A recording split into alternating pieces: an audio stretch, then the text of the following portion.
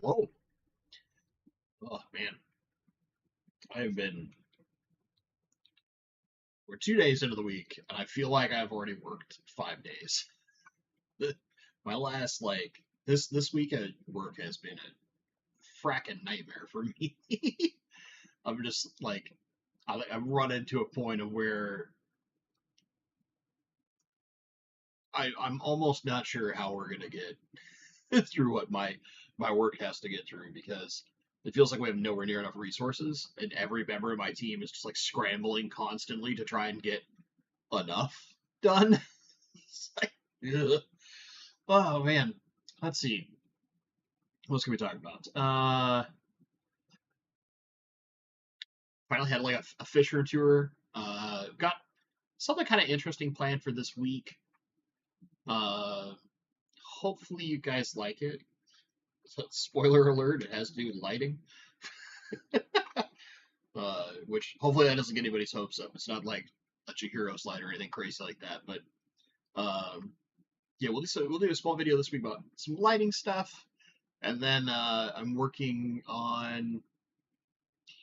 I've been looking at what everybody said in the tour video about what to do with like my algae buster kind of challenge thing, and trying to debate like what what my approach is.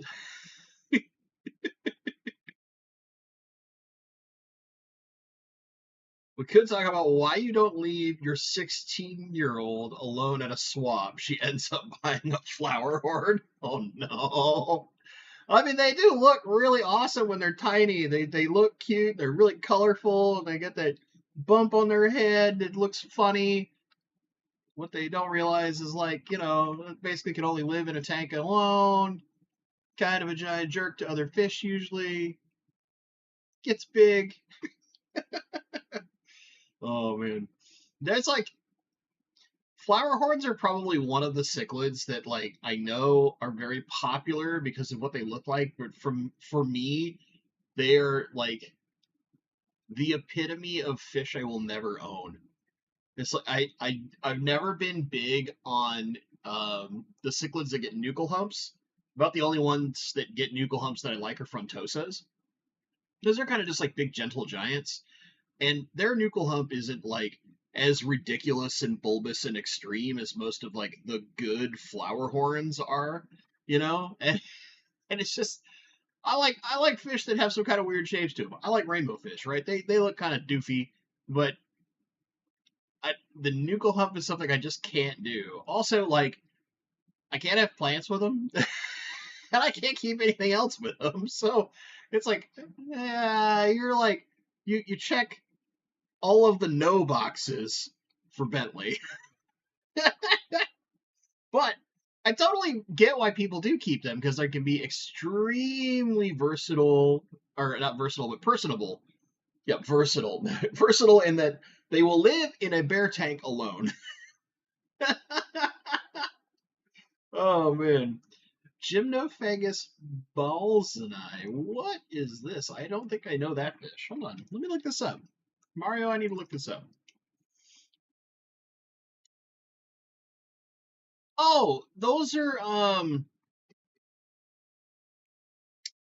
they're the Paraguayan style earth eaters where they do get a nuchal hump. So we actually had somebody come to my club. Why am I forgetting his name? He's one of the best presentations I've seen, honestly, like period. He's one of the best like fish talks I've got to sit for. And it was all about his or his Uruguayan. Okay, so it was all about trips down to like Uruguay and Paraguay, where all the gymnophagus are, and talking about gymnophagus specifically, and how basically, unlike say Peru or like Indonesia or any of those other places, how like easy it is to go catching fish because like it's basically flat everywhere. Most of the catch locations are like right by a road. And it's like super chill and it's not super deep. Like most of the waterways they live in are relatively shallow in the grand scheme of things. Like at most you're in kind of like just above your knee depth water. Um, but yeah, so the Geophagus are actually like super cool, and they don't have like a really ridiculous nuchal hump. They kind of just have this like it almost looks like a right angle has been drawn for their forehead as opposed to like the usual shapes you see in Geophagus, right? But they are really cool fish, and some of them have incredible color. There's I think he said the presenter, and man, I'm gonna go try and see if I can look this up easily. Hold on, because if you ever get a chance to see this presenter, I would highly encourage going to see this person because he was fantastic. His whole presentation, like I was hooked, was loving it. Let me see here, past talks and videos. Spencer Jack. There. I feel horrible because I have seen him twice. I saw him at Triple Crown where he did this thing kind of lightly talking about cichlids and killifish and sort of kind of rainbows. And mostly he was on purpose being kind of like a cichlid jerk and making fun of the other club fish keepers that were present because they didn't keep cichlids, right? And I hated it because it was kind of cringe and not that entertaining. So I remember when they were inviting him, my board had said they were thinking about getting him, and I was like, hey, just as a heads up, like, hopefully he doesn't do the same talk he did at Triple Crown because people were walking out of that talk. And that talk was during the banquet dinner, and people were walking out. And I was like, I know this guy's been in the industry. He's done tons of stuff. Like he owns some major distribution up in Canada. He knows Chris Biggs, so the Mad Aquarist, right? He's actually a very nice person in person. He's kind of playing a character. But dude, no, his talk on Geophagus was gripping and fantastic. And from my understanding, Laura, is that like a lot of the cichlids that get a nuchal hump, it's basically just like kind of a fat deposit, and for the most part, it is a health indicator when courting females because it's just the males that get the nuchal hump, and it's kind of like how male rainbow fish will color up a ton, and they get that like what I call the headlamp, where they get the head striped when they're trying to court and breed. The nuchal hump is basically just like an indication of how healthy the male is because it's effectively speaking, a big fatty deposit. So it's kind of like how healthy I am is I've got a giant reserve in my forehead, which if you think about that from a scientific perspective, seems a little funny, right? But yeah, size matters with them.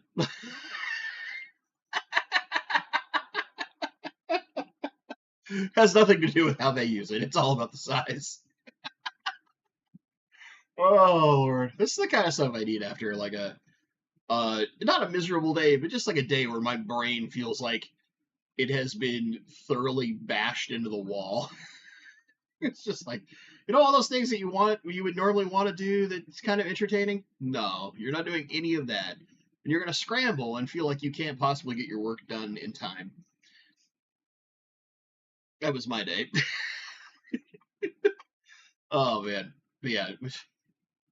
So Geophagus, really cool fish.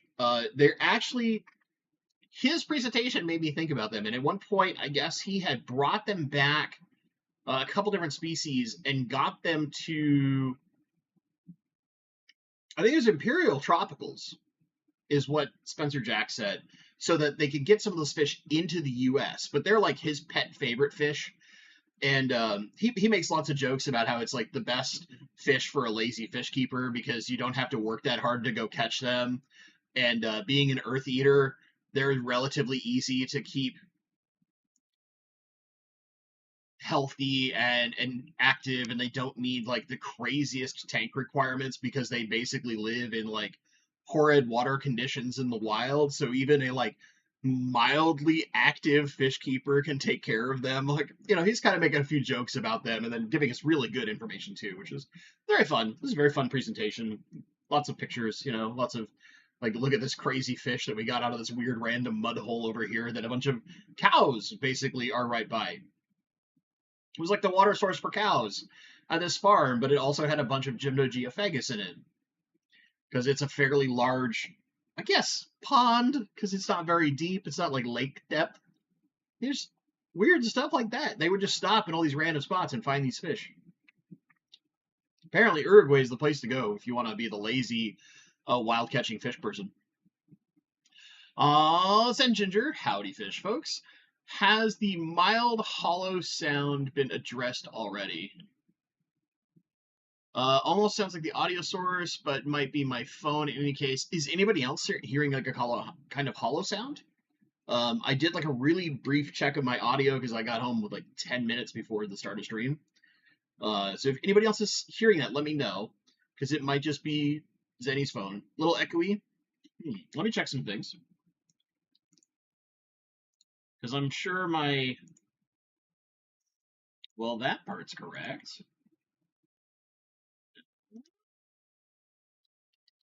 Wondering if my software that does noise removal is screwing with some stuff. Maybe it looks like it's all correct.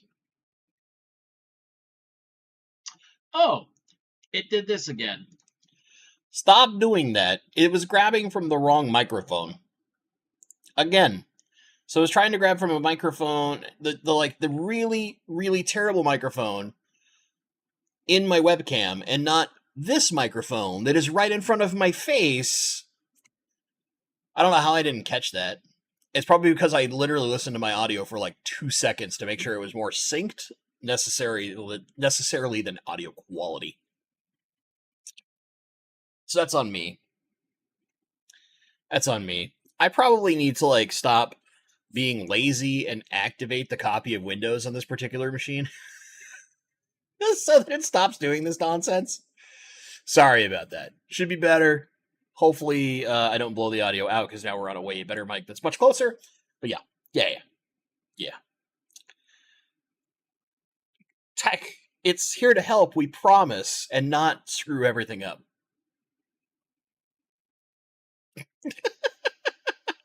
Oh, Lord. Anyway, so as should be obvious, without a direct topic tonight, you guys ask questions whatever you want at Bentley Pasco. Makes it super easy for me to see, all that kind of stuff. Johnny Best, setting up a new tank. Do pH 6.5... Does the nitrogen cycle need to be established or no?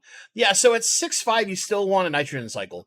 It's when you start coming under 6 that's kind of stops happening correctly. And under 6 gets really difficult because it's really only certain fish, and then you have to worry more about ammonium and not ammonia, and all that kind of stuff. There are way cooler scientific people out there that can explain that than me. I think Primetime Aquatics has something that discusses that, because, like, you know, science is what he teaches for a living as a career. Yeah, I feel like he would do a better job of explaining it than me, but yeah. Also, I just like Jason. He's a really cool guy. He's fun to chat with. Okay, now I saw something about a 75 gallon. I need to get back to that because I know I skipped over it trying to figure out the mic problemo. Aquatic Highs. Any recommendation for highlight on a 75 gallon? So I'm assuming you're talking about the light to use to get highlight. Aquatic Highs, if you want to give me a slight clarification there, just to make sure I'm on track, on point, I'm not giving you bad advice. Or if you mean highlight plants, let me know what we're looking for here. If it's a light, that's pretty easy. 75s aren't super tall, so depending on what your budget is, there's a number of things you can do. One, if you're trying to go really cheap, you can just get like cheap floodlights and just use multiple, and that will create a butt ton of light, right? You want to do carpets. Okay. So we need enough light to sufficiently carpet a tank. You could, in theory, do that with a Fluval Plant 3.0. You would just need 2 of them, and to put them at a relatively high setting. That gets pretty expensive fast. You can also get a similar level of light out of a lot of the Chihiros lights, and that would probably be cheaper than 2 Fluval 3.0s. There's some of the Kessel lights can get fairly bright, but they get very expensive very fast. some of like the twin star, it's a lot of your higher end lighting are the ones that do a lot of light. You could go like all the way crazy and do like the ADA solar RGB or the UNS Titan. But I personally, if I was going to spend that level of money, this is like $500 lights, it's kind of ridiculous, I would probably just stick to a Chihiros because they're cheaper and there's a lot more flexibility and control in them.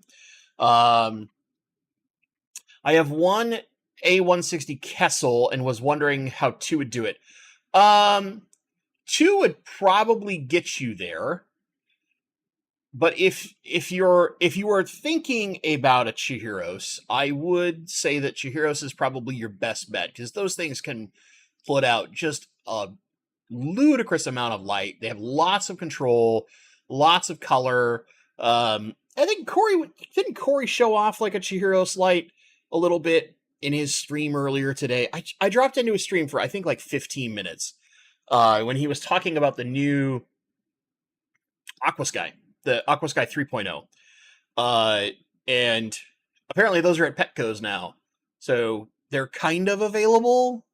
I haven't seen any of the Plant 4.0s yet. But yeah, the Plant 4.0 might be interesting too to see whenever that shows up, like what level of light that can produce. I imagine it's going to be really similar to the 3.0. I don't know how much change they're making between those lights. But yeah, you have a number of options. The thing I would ask you this is, do you care more about really bright light, or do you like that Kessel shimmer effect? Because if you really like the Kessel shimmer effect, you might consider going multiple Kessel lights. And I've found those used really cheap in the past, and their quality is so good that usually you're not having any degradation, unless somebody's been using them for like 5 years or just like didn't hang them properly or something.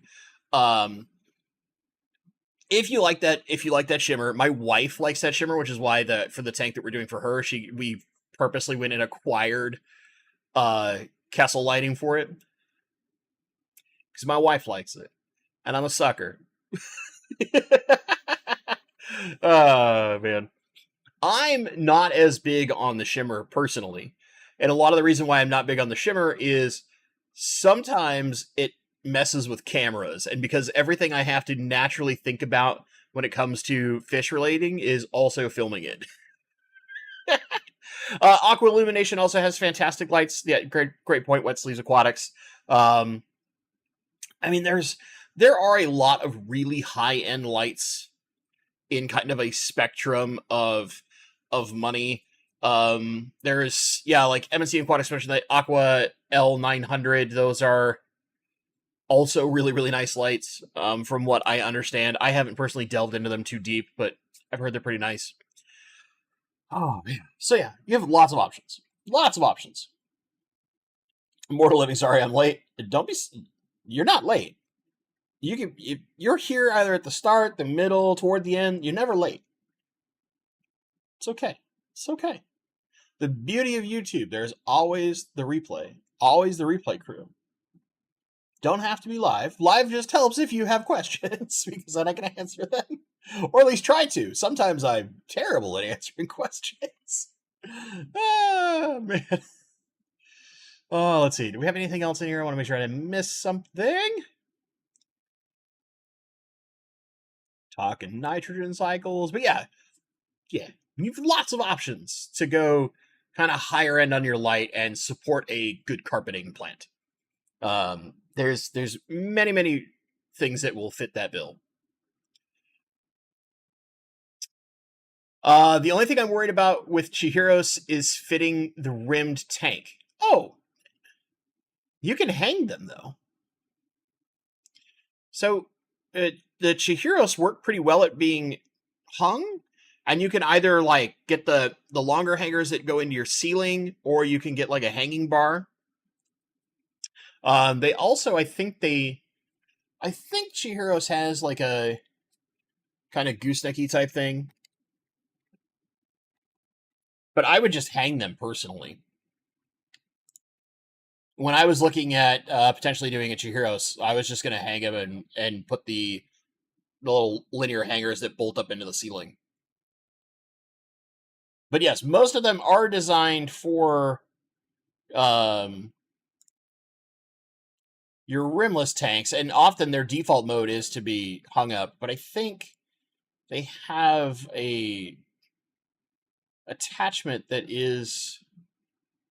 allows you to set them on.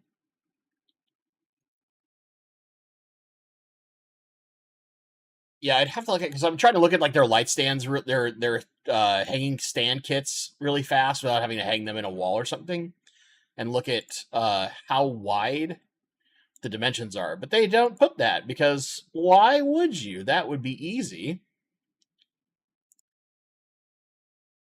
Tells me the dimensions of the bars. Okay.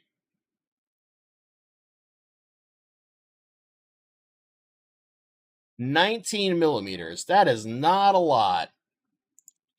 Not a lot. Hold on, I gotta do math because I can't remember this right now.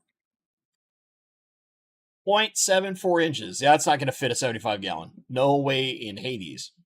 Although, if you're clever, you could rig something up. I don't know how DIY friendly you are, but uh, Mortal Living. I'm honestly surprised that with as many lights that are out, it is not a standard feature to have a set screw on lights to secure brackets in place so a light mount bracket does not fall off the rim of a tank.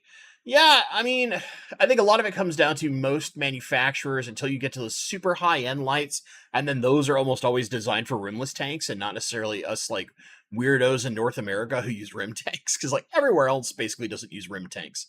It's just us. We're the weirdos. Um, and I imagine, a lot of it is just like it's X amount cheaper to deal with just a flat thing. Like think like the Fluval or the Aquarium Co-op.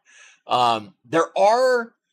This is a good thing. I bet you there's somebody who's built a 3D printed something or other that can hook onto the tank and help you. There has to be, because there's so many like light X, Y, and Z things that people build for 3D printing. There's got to be something out there. I would check like Etsy. There's got to be something. Got to be something. Oh, baked beaner. What's up? Just started fish keeping. Very new. Bought a 40-gallon breeder, and now I'm addicted to collecting Plecomon. Gotta catch them all. My favorite right now is the Sultan Pleco. Sultan Plecos are really cool. Somebody who really likes Sultan Plecos is Bob Steenfott. He's also up here in the Northwest, although I haven't seen Bob now in almost 2 years, year and a half. I'm trying to think. The last time I was able to hang out with Bob was at not the most recent Fishtoberfest, but the one before that. Uh, and beyond that, it's like I haven't seen Bob in quite a while. Hopefully, I'm hoping that he'll go to like. So was it May 3rd? I think Aquarium Co-op's opening the big, massive expansion of the store, and I'm doing my best to go to that. Because as of right now, my calendar's open to do so. I'm hoping like I run into a few of the like Northwest Fish Nerd friends there, and hopefully they don't get angry if I try to film stuff. But maybe, I don't know. Maybe they will. I'm sure I'm not on the like the approved kids list anymore. But such is life. Such is life. I will say, I feel a little horrible in regards to, and we'll try not to get into the politics side of this, but with all the tariff nonsense that's going on, I feel kind of horrible for like us in general. Because if you like that small fish feed that they've put out, which I actually think it's good food in the sense of doing what it is, being very small, staying in mid water column, all that kind of stuff. I think those are all like really awesome benefits. The tariffs are making it a nightmare, man, because they're having to like rush to get as much into the country as possible before it becomes astronomically expensive to bring in. And every company that's doing any product out of China right now is trying to do the same thing.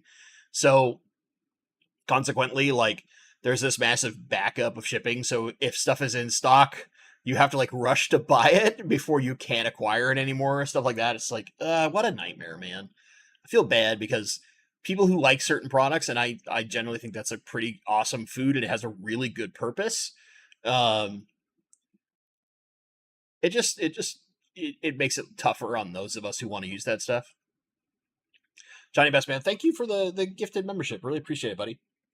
You're always so kind whenever you ask questions and stuff, and like leaving little super chats. I really appreciate you, dude. Yeah, yeah, yeah. It's weird times to be in the United States. Los Estados Unidos have. It's been a time. Geek Boy, I 3D printed plates to put my lights on. My tank is rather odd shaped. You have like a weird bow front or something? Like, what kind of tank do you have that you needed special custom 3D plates? Like, I have the risers for a lot of the Fluval lights and for the old Aquarium Co-op lights now that they're no longer getting those. And rising them up instead of having them flat on the tank has been amazing. And the particular person that builds them, like, they're not terribly expensive. They're like $12 or something, and they work like a charm. They're probably one of the best, like, rando Etsy products I've ever bought in my life. And not to say that there aren't some cool things out there. Like, oh, I shared this.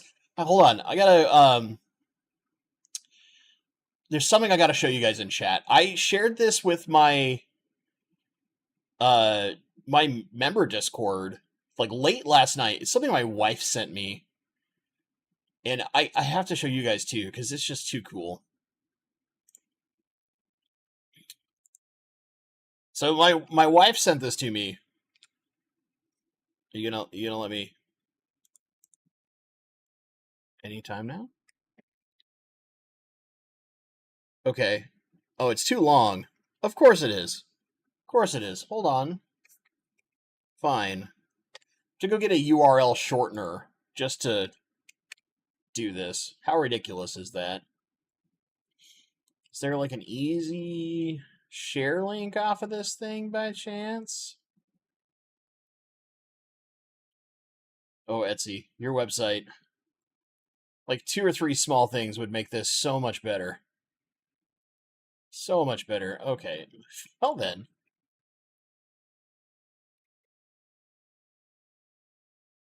Let's go to this. That. Shorten it. The hoops we have to go through to make like massive URLs into simple, small, linkable things. So it's this thing that basically would replace chandelier style, so they'd look like paper lantern koi. So for those of you who might not be able to easily look at a link, it's just so cool, so cool. Whoever had that idea, like, awesome fish nerd idea.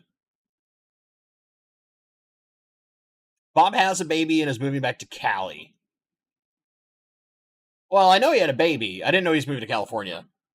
He streams at a time that makes it really hard for me to watch because of like changes at my work. So I just haven't been able to like drop into his streams every once in a while and catch up with him. That's unfortunate. I mean, I don't know that I would want to move to California because of things.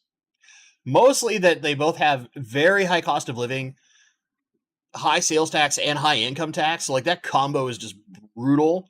But I imagine that his wife has family down there. Because I don't think he has family down there. Maybe he does. I don't know. But yeah. Hopefully all goes well. California can be really awesome for fish keeping because it's effectively the same temperature year round. You can do outdoor ponds, all that kind of stuff. It's good stuff. It's good stuff. But for me, it's terrible because like hot weather's not my friend. All right, Johnny Best. Is there a certain plant that goes to war with another one? I mean, not in the way that like you would think with corals, where corals can sting each other and fight each other. There are plants. Yes, there are some, but I don't know specific examples. Where I would say you would see something that is kind of fighting each other is if you have a particular plant that is a like massive hog of a particular mineral, and other plants then get kind of starved of that mineral that can kind of fight it. Or in the case of really heavy root system plants, an example would be if you have a massive Amazon sword right? Those are going to build huge root systems. And if you try to put any other major root feeding plant in after that Amazon sword has established its root system, those plants will basically not be able to establish much of a root system because so much of the space will be taken up by that sword. It is incredible. I've had a sword before. It was like this big, basically mother plant sword, absolute monster, and the root ball on it basically took up the entirety of a tank because it spread out so far and just kept going all over the place. Very, very healthy plant. I think it was a marble queen sword, and it took up like 2/3 of a 90-gallon, and that 90-gallon had like 5 inches of substrate. I had to yank it out at one point so I could put other plants in there. Because otherwise, no other plant that relied on root feeders, and you guys know I love my crypts and all those kind of things. I had Ponegitans that got choked out by it and stuff like that. Basically, they could not establish enough of a root system to get to their flourishing standpoint because the sword had just taken up everything. It's like ridiculous. So that's kind of an example, but there are actual plants that will quite literally fight each other. But I don't know any off the top of my head. A lot of them are like Southeast Asian plants. There are a number of Southeast Asian plants that one cohabitate together really, really well, and then there's other ones that like just force everything out. So there are examples. It's just not as common as like what will happen in corals, where corals can sting each other and cause one coral to have lots of issues while the other is flourishing.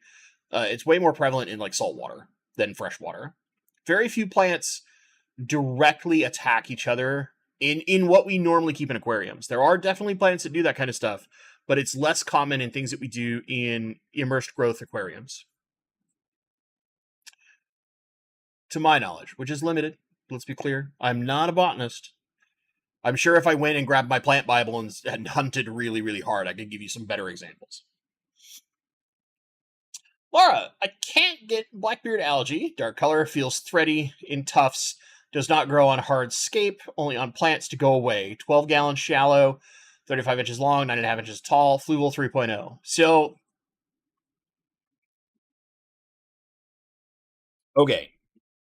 Usually, when I'm trying to deal with blackbeard algae, black brush algae, whatever you want to call it, spot dosing anti-liquid carbon, so glutaraldehyde, is what I try to do to help kill it off. So I'll take a small syringe or a pipette and fill it, and I'll use whatever the recommended daily dose is for that particular product. So if you're using like Flourish Excel as an example, I'll load up that amount and I'll just go in and squirt right on top of the algae itself. And what that does is it quickly kind of kills the algae off, and you won't see it die for like 3-4 days. But that glutaraldehyde is an algicide. It will kill algae very, very well. And I just slowly spot treat it, and then it becomes easier to remove. There are a few different types of fish and snails that will eat it really regularly.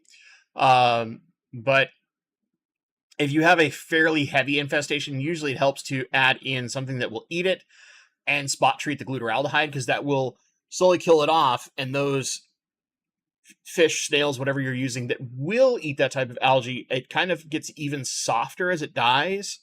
And then they go in and start eating it because it's really easy to chow down on, digest, all that kind of stuff after it's died off. That's usually what I take. You can also, if you're having a really bad outbreak of this, there is what is referred to from Time Eternium. Over a decade ago, this article was established as the 1-2 punch. I will post a link in chat. That is not the correct one. Sorry about that. Hold on. That's the short one of that really cool thing I did earlier. There's the correct one. On planettank.net. Let me just remove this. Bonk. We don't need that to goof things up. So this is a methodology of treating your entire tank with hydrogen peroxide. So this is a more aggressive way. However, if done correctly, and the thing that I have to be extremely, extremely clear on is you must follow the directions to a T. You can't, like, go a little over or something like that, you really have to follow this perfectly, and that will keep it safe. Going beyond that is where there's a risk of danger. So there's kind of options. If you also can, because your tank is so shallow, if you don't have a lot of fish, you can drain your water down like you're doing a water change. Get basic hydrogen peroxide solution that you would buy at a grocery store. So it's what, 3% hydrogen peroxide? It's like $1.50 for the little brown jug of it, right? Put that into a small misting spray bottle. That bottle can only ever carry this ever again, never put water in it, etc., etc. That's usually how you have to treat it. But you can mist small amounts of hydrogen peroxide directly on the algae, and that will kill it. And as long as the plants are wet, this is where it's a little tricky, you should have it, when it hits water, break apart safely before it can kill part of the plant matter, but with enough time to kill the algae matter. This is the same philosophy of using the whole tank method that is relatively safe for fish, snails, and vertebrates, but will kill algae because algae is a single cell organism. So it's a lot easier to, one, thrive, and to kill compared to more complex organisms like our plants and our fish and all that kind of stuff. So there's a few options. The easiest and safest option is using liquid carbon, spot dosing, and maybe adding an animal or two that can eat that algae as it starts dying off. You can also physically remove it. It's just a little bit of a patience game, and it depends on how careful you want to be personally after you've killed it with that spot treatment. There's the full tank method, the 1-2 punch. I linked that in chat from planettank.net. That's doing hydrogen peroxide in your entire tank. And then finally, there is spot treatments of hydrogen peroxide. This also can be done with a syringe, but it's typically easier to do with a small spray bottle and things like that. Yeah, those are options. There's other options too. There's a lot of algae fighting products that have been created. Those are just the ones that I know work really, really well. Yeah. Also, if you have, I'll go back with liquid carbon, depending on the plants you have. I'm guessing because of the type of tank you have, you don't have a lot of these, but if you have any Aponegitans, like the Madagascar lace plant or something like that, you absolutely do not want to use any liquid carbon because liquid carbon will basically insta-murder those plants. Ask me how I know.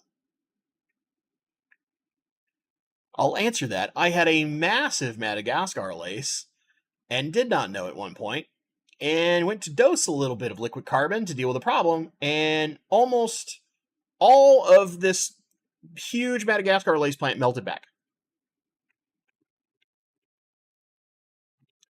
That plant at one point had like 3-foot leaves on it. It was gorgeous. Gorgeous. And it never came back the same. Made me very sad. All right, Steve Wilkinson, let me go hunt down your question. I have father fish style 10-gallon with 9 emperor tetras, 1 neurite snail, 2 African dwarf frogs. Tank is heavily planted for sure, but could it handle a honey gourami for a centerpiece?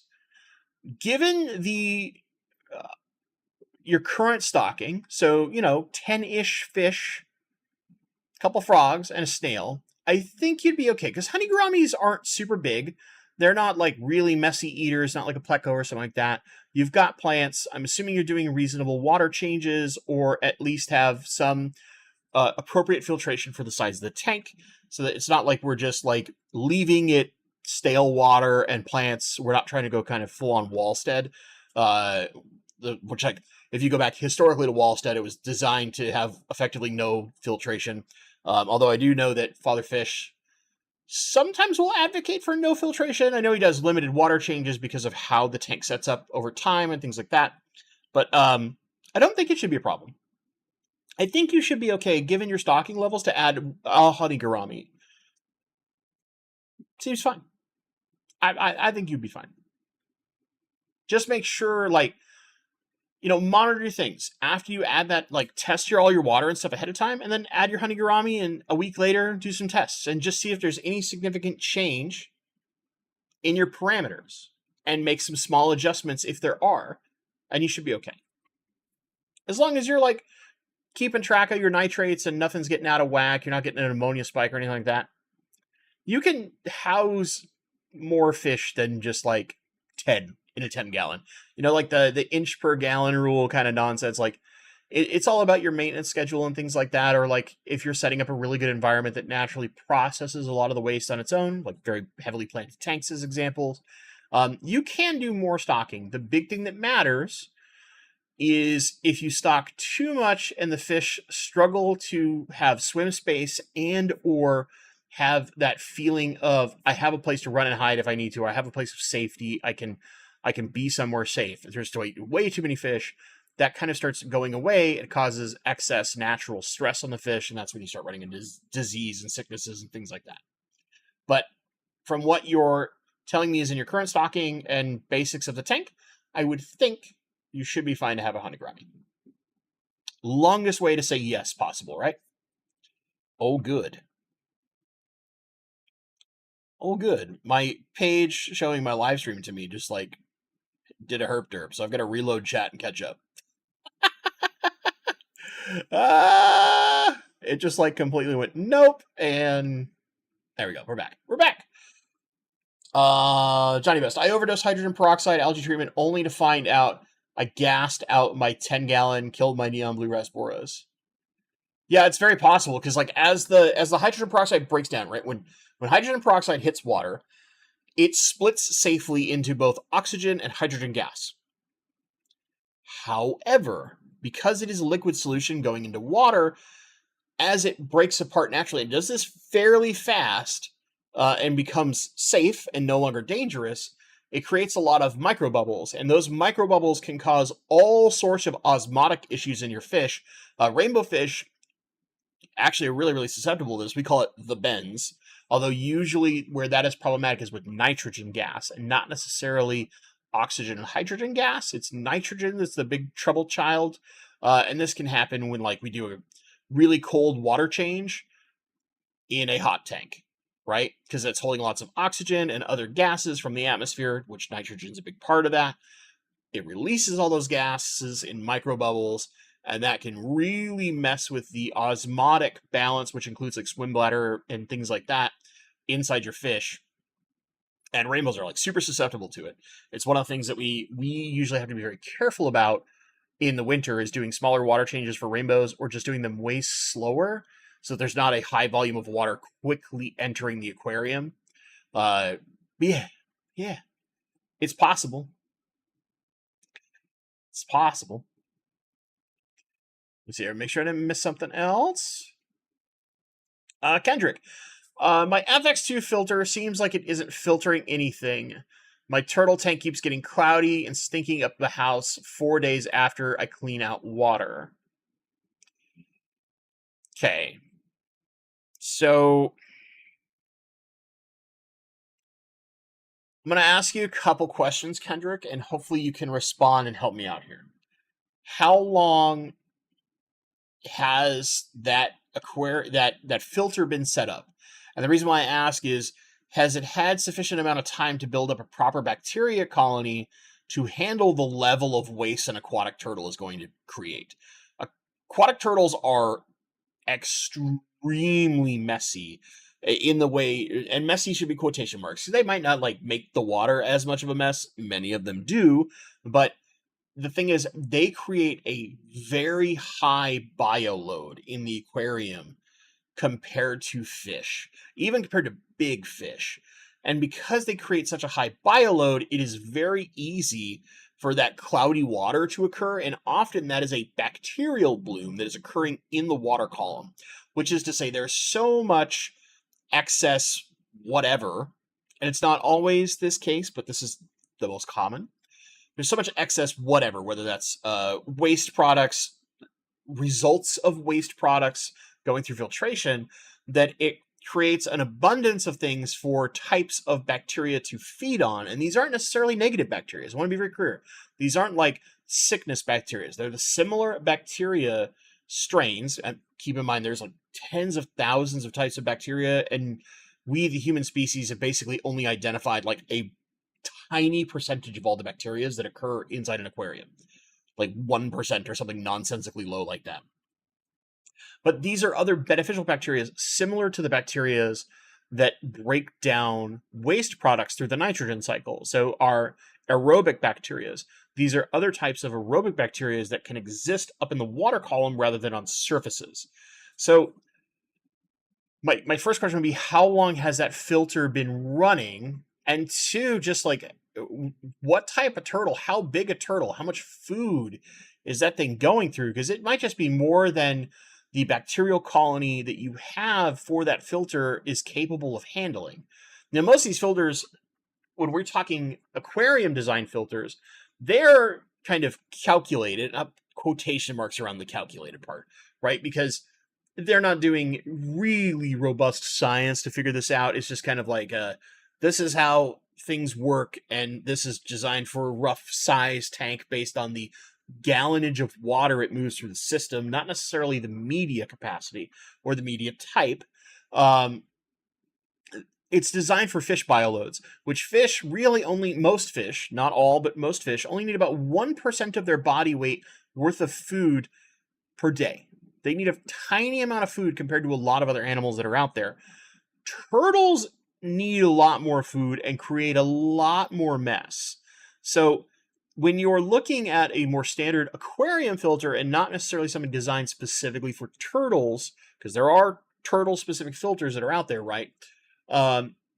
You're kind of upping the game compared to what those filters are designed to handle. And the other question then becomes like, how big is the tank that your turtle's sitting in? Let's see here. I want to go back, make sure I didn't miss something in your comment asking about it, because my brain has gone halfway out the window. But we're trying to stay in place. Yeah, how big's the tank that you've got that FX2 on? That's the other question I would have for you. Like, FX2s can do a lot on like a 40-gallon tank, but if we're talking like a 125-gallon tank, it's probably not got near enough flow to reliably handle the waste without causing potential bacterial blooms. So those would be some of the things that I would want to consider. I'll give you a sec. Hopefully you can add some extra context in chat. I'll answer another question and we'll kind of dodge back to you if you have been able to do so. JJ Aquatic, what's up, buddy? What GH and KH would you say is good goals for keeping crypts?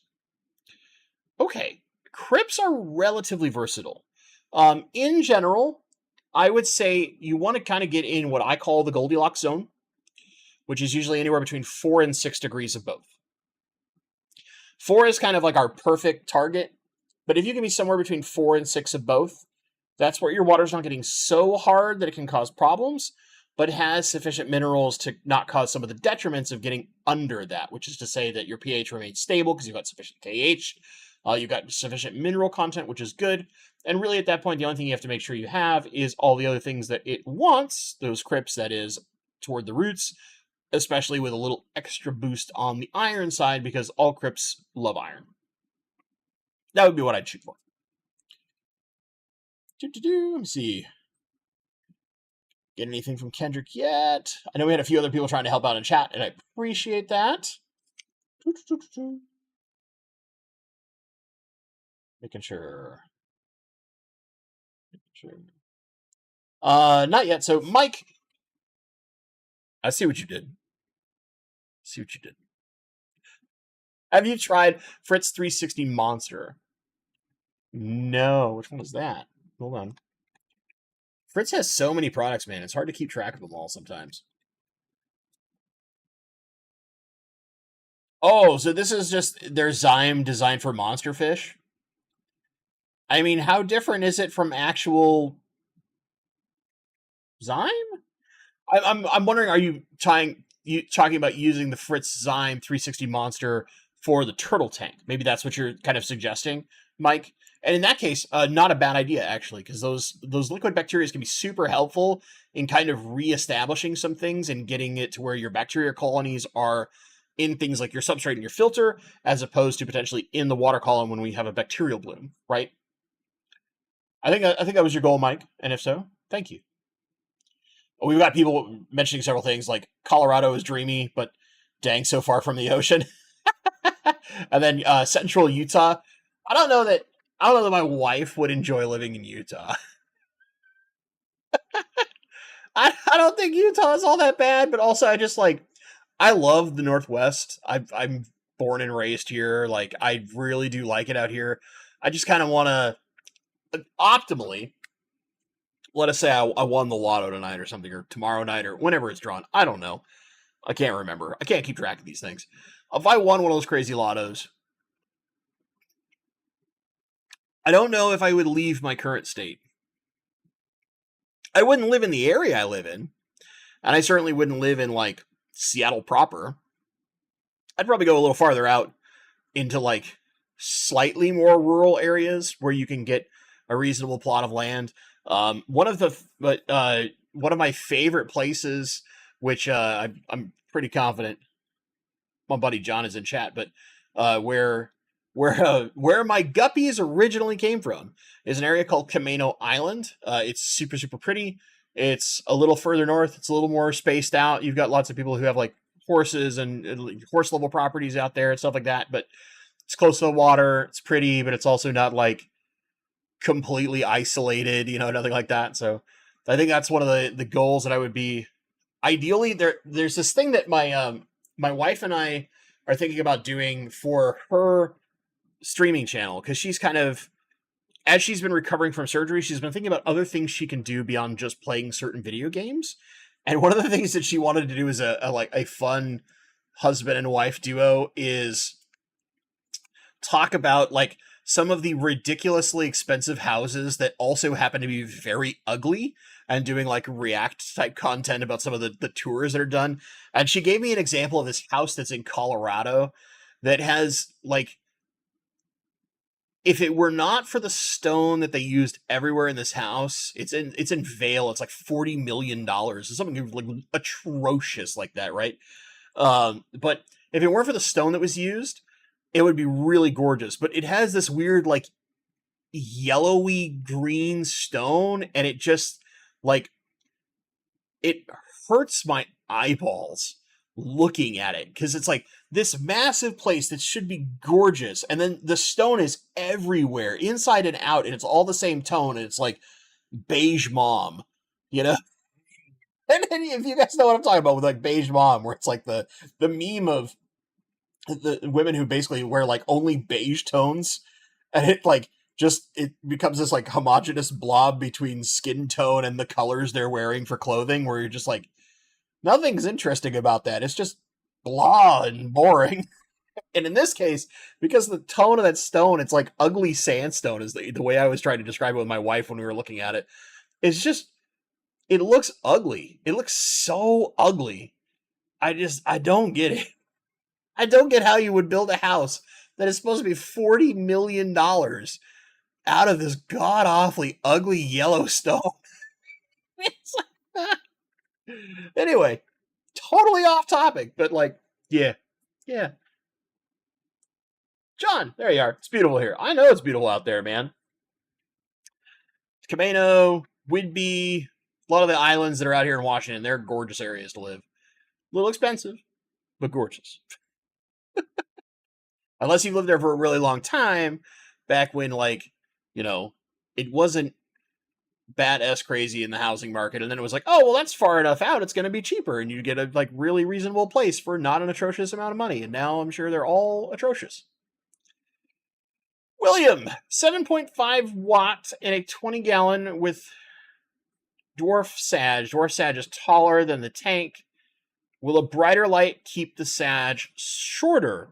Most likely. So usually with dwarf Sagittaria, when it starts growing really long, now granted, it is a grass type plant, they will inherently try to grow long, but because of the nature of how those plants like to grow, brighter light helps them stay shorter. As they're trying to reach for light, they'll grow taller and taller and taller. So you might look into something with a little more oomph to it. Not always purely based on wattage, because keep in mind, LEDs and wattage, it's kind of it's not like the old bulb lights where like watts mattered. I mean, watts do matter a little bit with certain, but the quality of the LED in the unit matters almost more than the wattage of the fixture, because higher quality LEDs put out more light with less power. So, keep that in mind. So something like the difference by a cheap, like the JCMP light that I used to have, the little JCMP clip-on, the one that I have on brother-in-law James's tank, right? That actually puts out a lot of light for how cheap it is. But the quality of the LEDs in that compared to something like, say, the Fluval 3.0 Nano are significantly different, and the power that Nano light can put out is way more long-term. You could go really nuts with something like a Kessel, like Aquariums maintained by Andy is saying, and you would get insane light out of that for a small tank, but you don't necessarily need to go quite that crazy. But yes, brighter light should, in theory, help. Bob Purcell, good to see you, buddy. Let me see here. Make sure. Man, Johnny Betts, you gifted another membership. You're being too kind, man. Thank you. Thank you. Garage Gills just got a bunch of miscellaneous rehomed fish from someone exiting the hobby. Among them was a small dojo loach. Oh, you're going to get to enjoy the farts. It's going to be great. The longer and longer I've had dojo loaches, the more I get amused at how quickly my wife gets paranoid when they're like sleeping in weird ways, or like we don't see our older female, her thickness, as we like to call her, or my wife now calls her princess, where she doesn't see her like right away. She will freak out and be worried. And it's like, just doing this thing where they're like at this weird angle, kind of floating in the tank. She's like, is she okay? I'm like, she's just asleep. She's just taking a nap. And they'll wake out on her like, what? Swim. Or like flopped over on their side or things like that, where you're like, oh no, the fish is dead. Nah, it's just taking a nap. Loaches are weird. And it is weirdly charming. I mean, like sometimes you get paranoid naturally, right? Because you're like, man, that one's getting old. I might lose it kind of soon. I'm worried. And they start doing things where you're like, no. And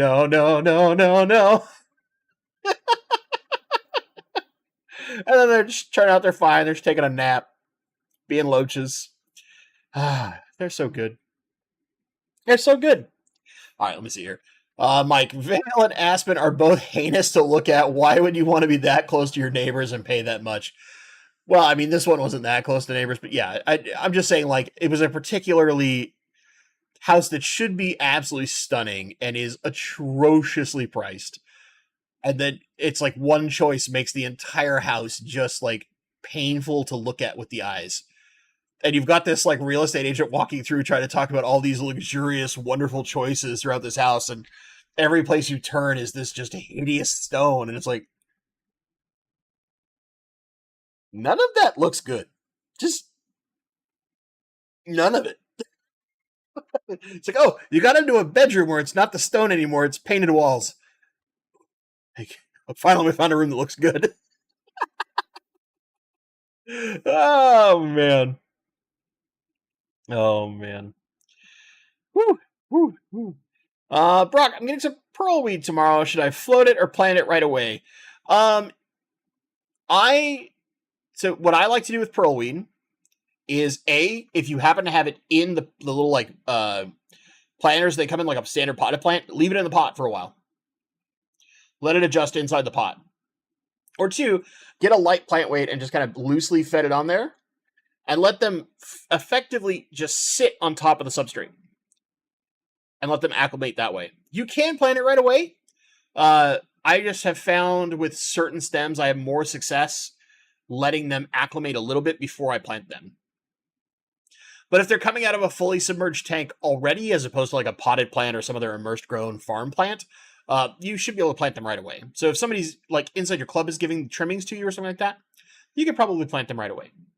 If you're getting them from a store or you bought them online, whatever, and they're coming in a pot, or maybe it was a tissue culture or something like that, you might try some tissue culture you probably want to plant right away, but other ways I would try floating or lightly floating in the sense of having a weight that holds it at the top of your substrate surface.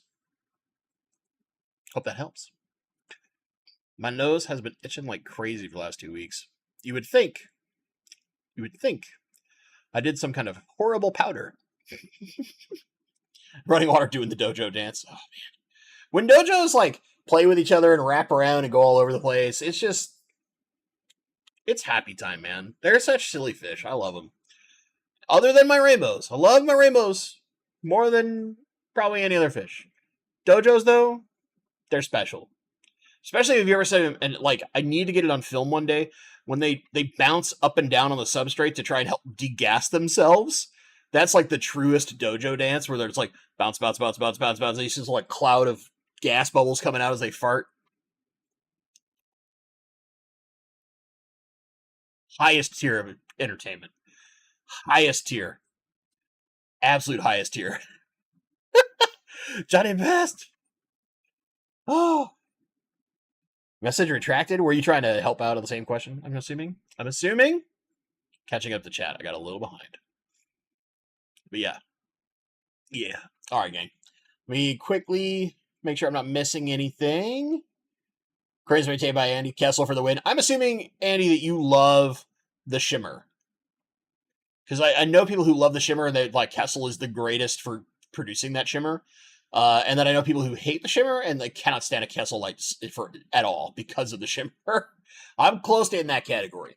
There are certain tanks that look really good with the shimmer, but in general, the shimmer effect is not something that I'm necessarily chasing, if that makes sense. So like for me, Kessels are just kind of like, yeah, they feel a little overpriced. Bob Purcell, I thought you didn't talk about them anymore. Talk about who? Talk about what? Kessels? I mean, I'll talk about them. Just oh no, you mean JCMP? I'll use them as an example because they're no longer selling lights, to my understanding. So if that makes sense, yeah, JCMP. Okay, I don't mind talking about them. It's just I don't like their methodology of trying to hide from what they're doing. Like Tiger, it's just obvious what they're doing, so there's no hiding. But it was like, you can just tell people, look, we found what we feel is the best light in China, and so we brought it here, and we're providing a warranty for you, and we're dealing with all the nonsense of shipping it in from China, so, and that's our value that we give to you as our brand. But yes, it is just a Chinese light that could be generically sourced off of Alibaba if you really wanted to, right? I think if they were just transparent about that, one, it wouldn't ruffle my feathers, and two, I think it would look less shady to the aquarium hobby as a whole. When they're trying to claim that, like, no, it's theirs, and it's like, okay, let me talk to your engineer who designed it.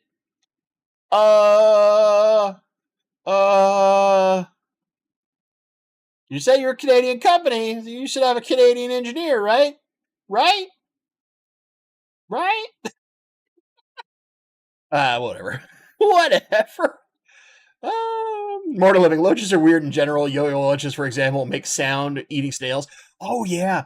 It's not just yo-yos. The zebra, yo-yo, and even the dwarf chain loaches will all kind of make that noise when they're eating snails. And if you've not heard it before, it will freak you the hell out.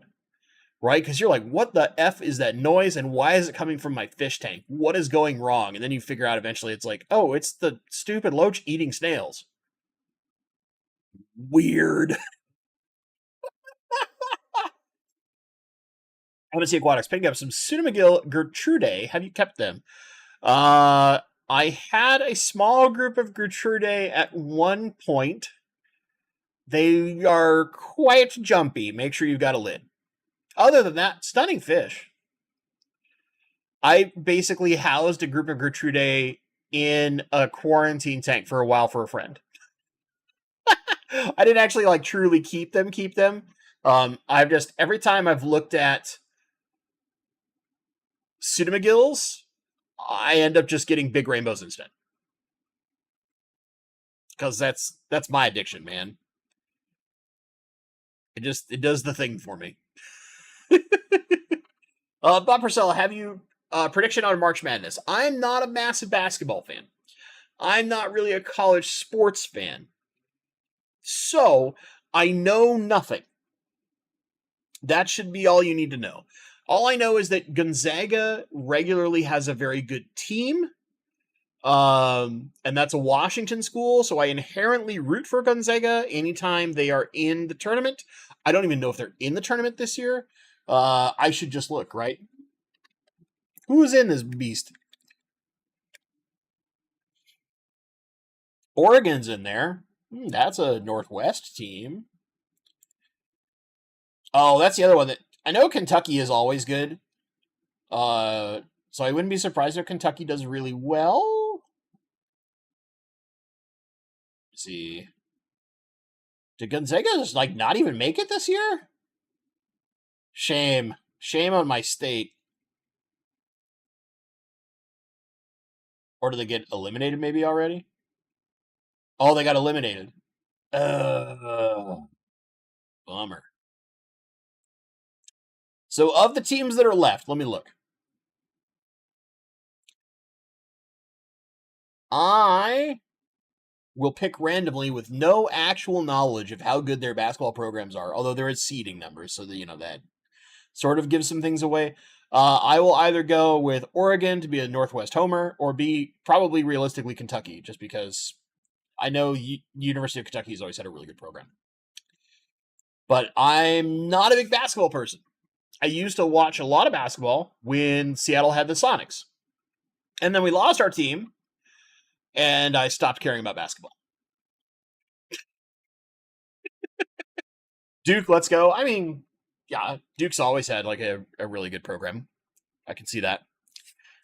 I know they're famous for those things. But yeah.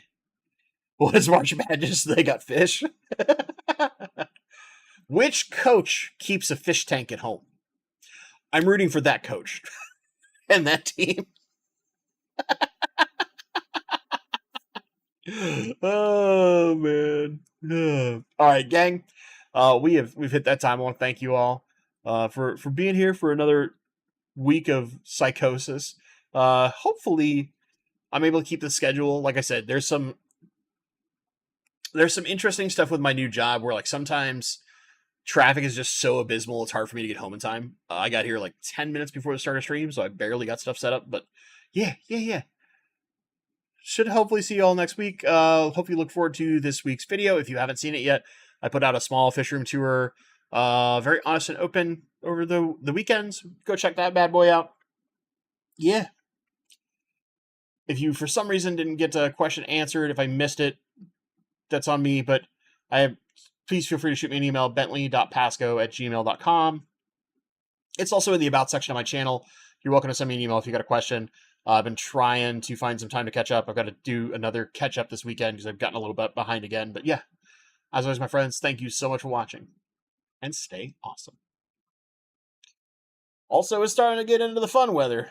So, it's going to get hot.